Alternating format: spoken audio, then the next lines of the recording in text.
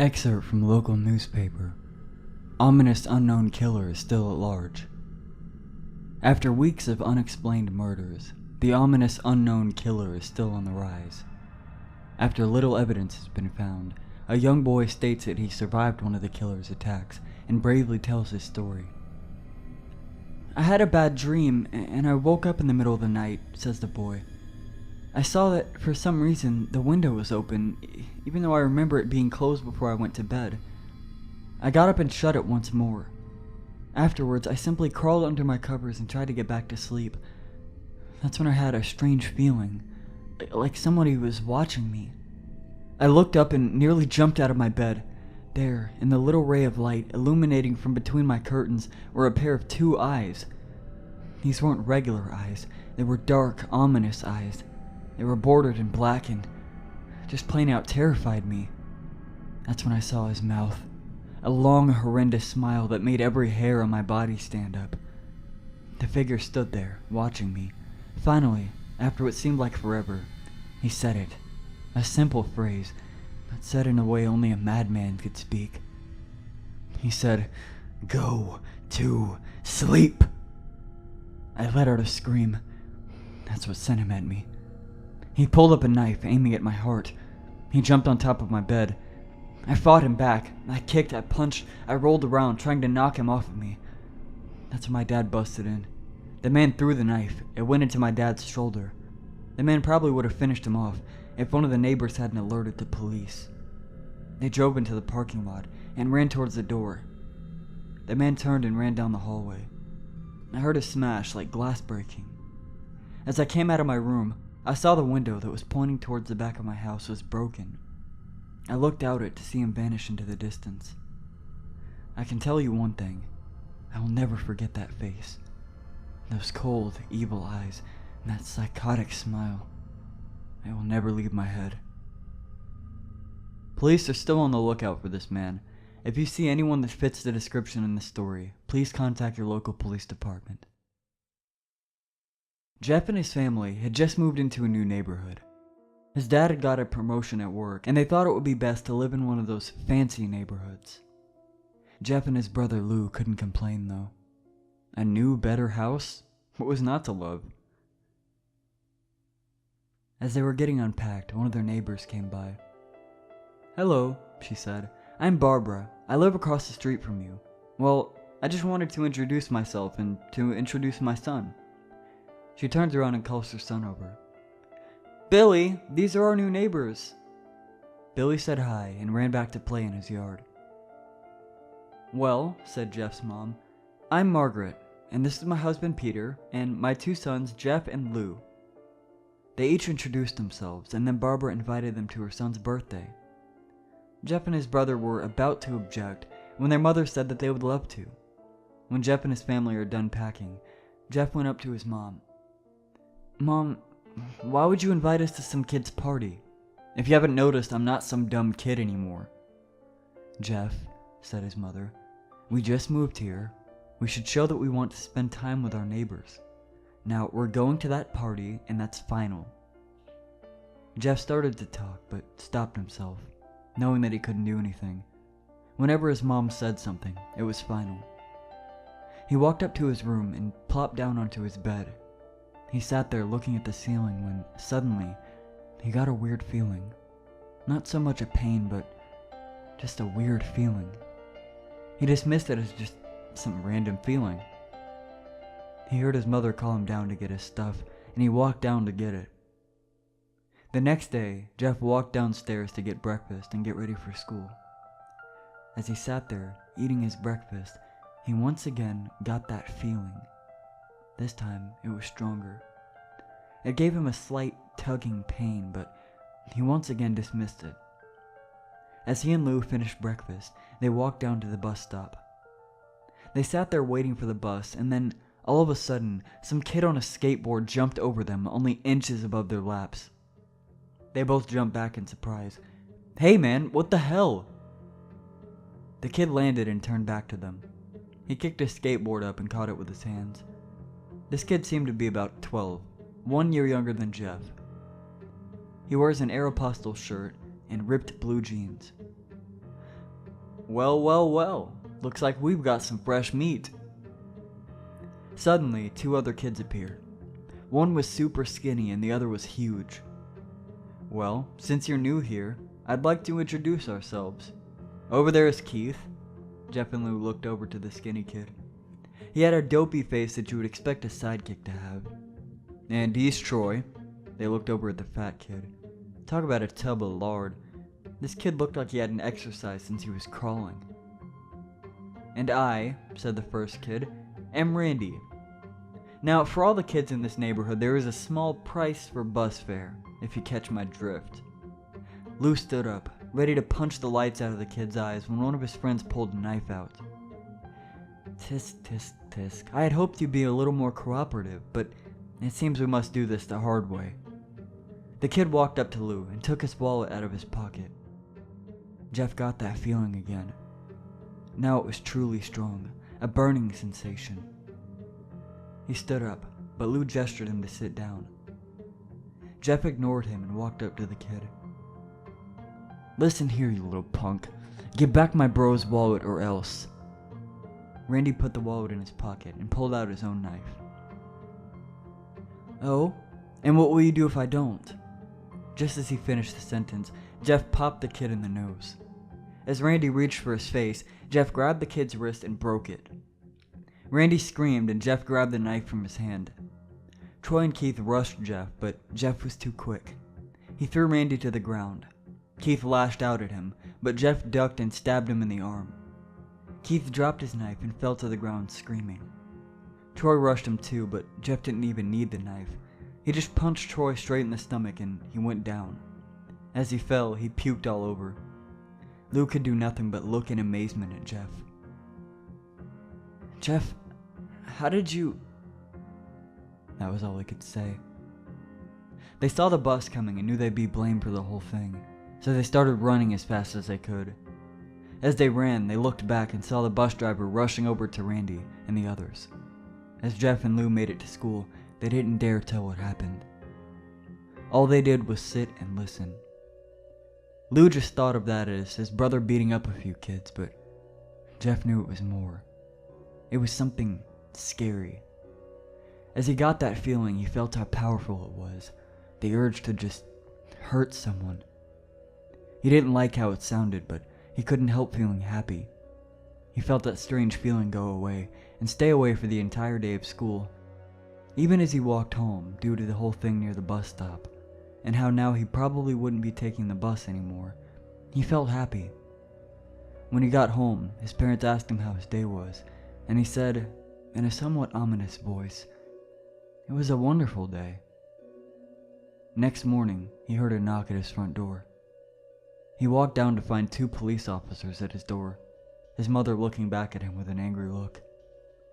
"Jeff, these officers tell me that you attacked 3 kids, that it wasn't regular fighting, and that they were stabbed. Stabbed, son!" Jeff's gaze fell to the floor, showing his mother that it was true. "Mom, they were the ones that pulled the knives on me and Lou." "Son," said one of the cops, "we found 3 kids. 2 stabbed, 1 having a bruise on his stomach, and we have witnesses proving that you fled the scene. Now what does that tell us?" Jeff knew it was no use. He could say him and Lou had been attacked, but then there was no proof it was not them who attacked first. They couldn't say that they weren't fleeing because, truth be told, they were. So Jeff couldn't defend himself or Lou. "Son, call down your brother." Jeff couldn't do it, since it was him who beat up all the kids. "Sir, it was me. I was the one who beat up those kids. Lou tried to hold me back, but he couldn't stop me." The cop looked at his partner and they both nodded. "Well, kid, looks like a year in juvie." "Wait," says Lou. They all looked up to see him holding a knife. The officers pulled their guns and locked them on Lou. "It was me. I beat up those little punks. I have the marks to prove it." He lifted up his sleeves to reveal cuts and bruises, as if he was in a struggle. "Son, just put the knife down," said the officer. Lou held up the knife and dropped it to the ground. He put his hands up and walked over to the cops. "No, Lou, it was me. I did it." Jeff had tears running down his face. poor bro, trying to take the blame for what I did. Well, take me away. The police led Lou out to the patrol car. Lou, tell them it was me! Tell them! I was the one who beat them up! Jeff's mother put her hands on his shoulders. Jeff, please, you don't have to lie. We know it's Lou. You can stop. Jeff watched helplessly as the cop car sped off with Lou inside. A few minutes later, Jeff's dad pulled into the driveway. Seeing Jeff's face, he knew something was wrong.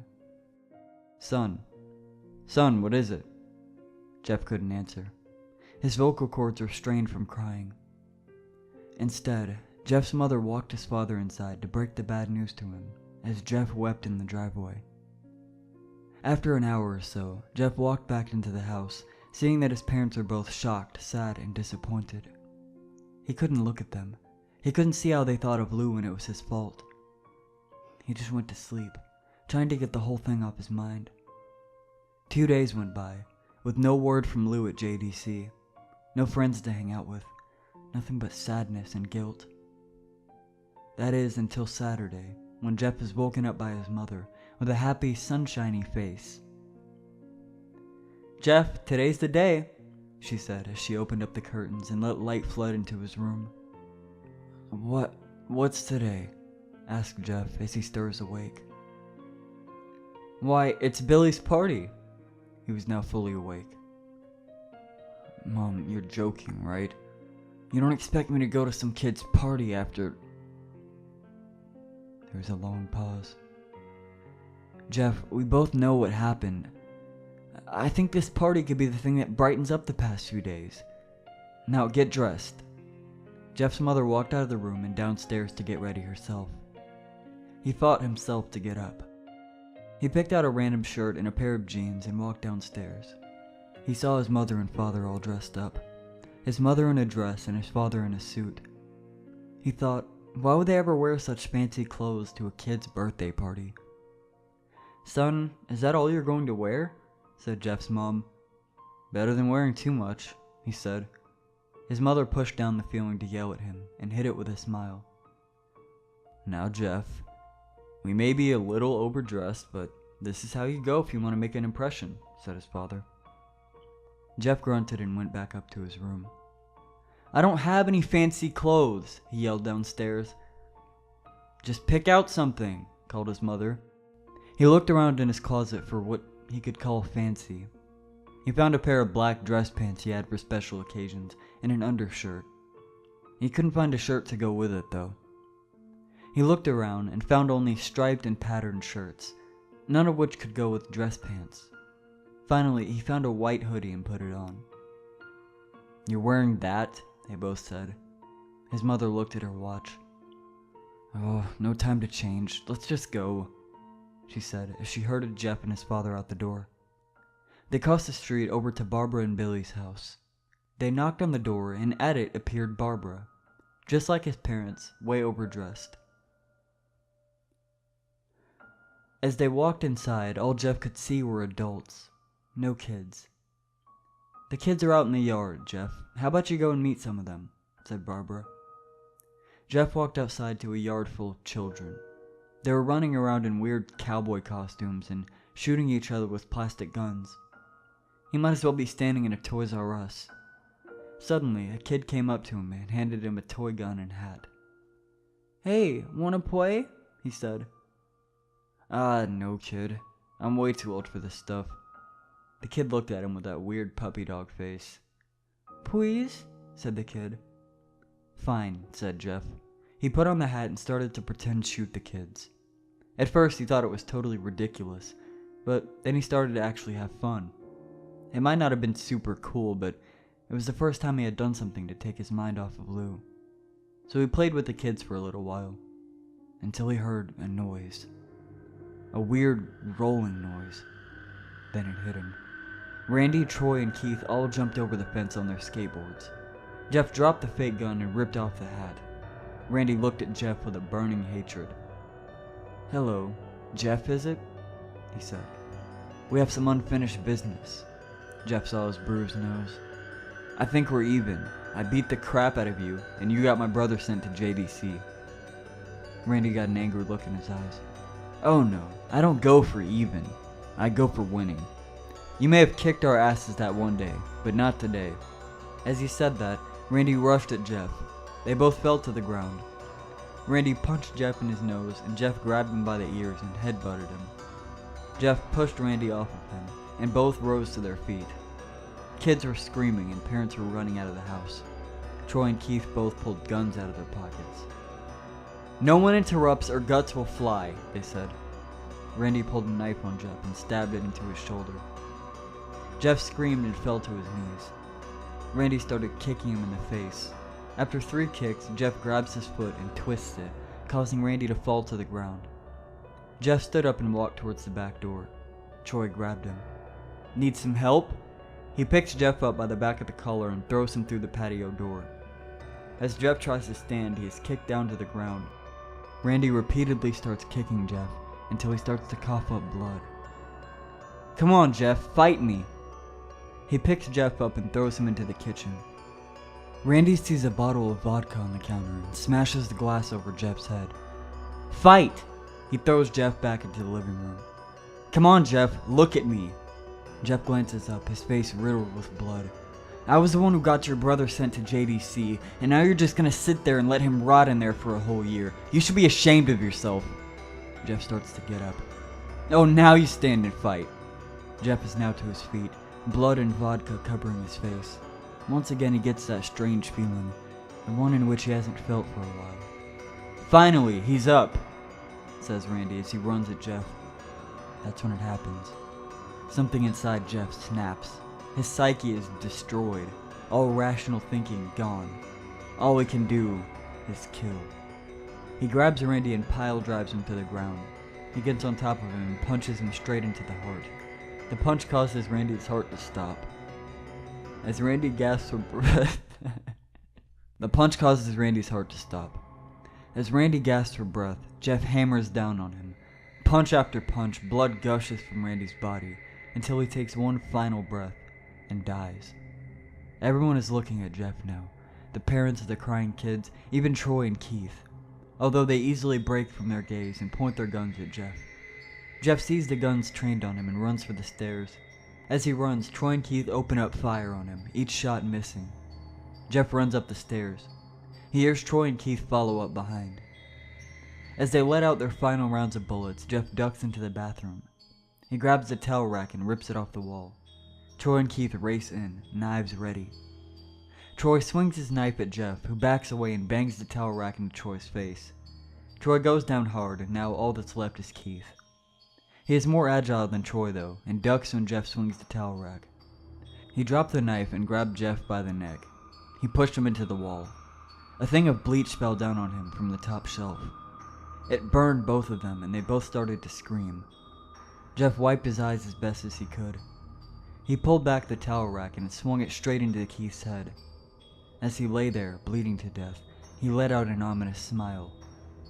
"What's so funny?" asked Jeff. Keith pulled out a lighter and switched it on. "What's funny," he said, "is that you're covered in bleach and alcohol." Jeff's eyes widened as Keith threw the lighter at him. As soon as the flame made contact with him, the flames ignited the alcohol in the vodka. While the alcohol burned him, the bleach bleached his skin. Jeff let out a terrible screech as he caught fire. He tried to roll out the fire, but it was no use. The alcohol had made him a walking inferno. He ran down the hall and fell down the stairs. Everybody started screaming as they saw Jeff, now a man on fire, drop to the ground, nearly dead. The last thing Jeff saw was his mother and the other parents trying to extinguish the flame. That's when he passed out. When Jeff woke up, he had a cast wrapped around his face. He couldn't see anything, but he felt a cast on his shoulder and stitches all over his body. He tried to stand up, but he realized that there was some tube in his arm, and when he tried to get up, it fell out, and a nurse rushed in. "I don't think you can get out of bed just yet," she said, as she put him back in his bed and reinserted the tube. Jeff sat there with no vision, no idea of what his surroundings were. Finally, after hours, he heard his mother. "Honey, are you okay?" she asked. Jeff couldn't answer though. His face was covered and he was unable to speak. "Oh, honey, I have great news. After all the witnesses told the police that Randy confessed of trying to attack you, they decided to let Lou go." This made Jeff almost bolt up, stopping halfway, remembering the tube coming out of his arm. "He'll be out tomorrow, and then you two can be together again." Jeff's mother hugs him and says her goodbyes. The next couple of weeks were those where Jeff was visited by his family. Then came the day where his bandages were to be removed. His family were all there to see it, what he would look like. As the doctors unwrapped the bandages from Jeff's face, everyone was on the edge of their seat. They waited until the last bandage holding the cover over his face was almost removed. "Let's hope for the best," said the doctor. He quickly pulls the cloth, letting the rest fall from Jeff's face. Jeff's mother screams at the sight of his face. Lou and Jeff's dad stare awestruck at his face. What happened to my face?" Jeff said. He rushed out of bed and ran to the bathroom. He looked in the mirror and saw the cause of the distress. His face. It's horrible. His lips were burnt to a deep shade of red. His face was turned into a pure white color, and his hair was singed from brown to black. He slowly put a hand to his face. It had a sort of leathery feel to it now. He looked back at his family, then back at the mirror. "Jeff," said Lou, it's not that bad." "Not that bad," said Jeff. "It's perfect." His family were equally surprised. Jeff started laughing uncontrollably. His parents noticed that his left eye and hand were twitching. Jeff, are you okay?" Okay, I've never felt more happy. Look at me, this face goes perfectly with me." He couldn't stop laughing. He stroked his face, feeling it, looking at it in the mirror. What caused this? Well, you may recall that when Jeff was fighting Randy, something in his mind, his sanity, snapped. Now he was left as a crazy killing machine. That is, his parents didn't know. "Doctor," said Jeff's mom, "is my son alright, in the head?" "Oh, yeah. This behavior is typical for patients that have taken large amounts of painkillers. If his behavior doesn't change in a few weeks, bring him back here, and we'll give him a psychological test." "Oh, thank you, doctor." Jeff's mother went over to Jeff. "Jeff, sweetie, it's time to go." Jeff looks away from the mirror. His face still formed into a crazy smile. "Okay, Mommy." His mother took him by the shoulder and took him to get his clothes. "This is what came in," said the lady at the desk. Jeff's mom looked down to see the black dress pants and white hoodie her son wore. Now they were clean of blood and stitched back together. Jeff's mother led him to his room and made him put his clothes on. Then they left, not knowing that this was the final day of their life. Later that night, Jeff's mother woke to a sound coming from the bathroom. It sounded as if someone was crying. She slowly walked over to see what it was. When she looked into the bathroom, she saw a horrendous sight. Jeff had taken a knife and carved a smile into his cheeks. "Jeff, what are you doing?" asked his mother. Jeff looked over to his mother. "I couldn't keep smiling, Mommy. It hurt after a while. But now I can smile forever." Jeff's mother noticed his eyes ringed in black. "Jeff, your eyes." His eyes were seemingly never closing. "I couldn't see my face. I got tired and my eyes started to close. So I burned out my eyelids so I could see myself forever. My new face." Jeff's mother slowly started to back away, seeing that her son was going insane. What's wrong, Mommy? Aren't I beautiful?" "Yes, son," she said. Yes, you are. Let me go get Daddy so he can see your face too." She ran into the room and shook Jeff's dad from his sleep. "Honey, get the gun, She stopped as she saw Jeff in the doorway, holding a knife. "Mommy, you lied." That's the last thing they hear as Jeff rushes them with the knife, gutting both of them.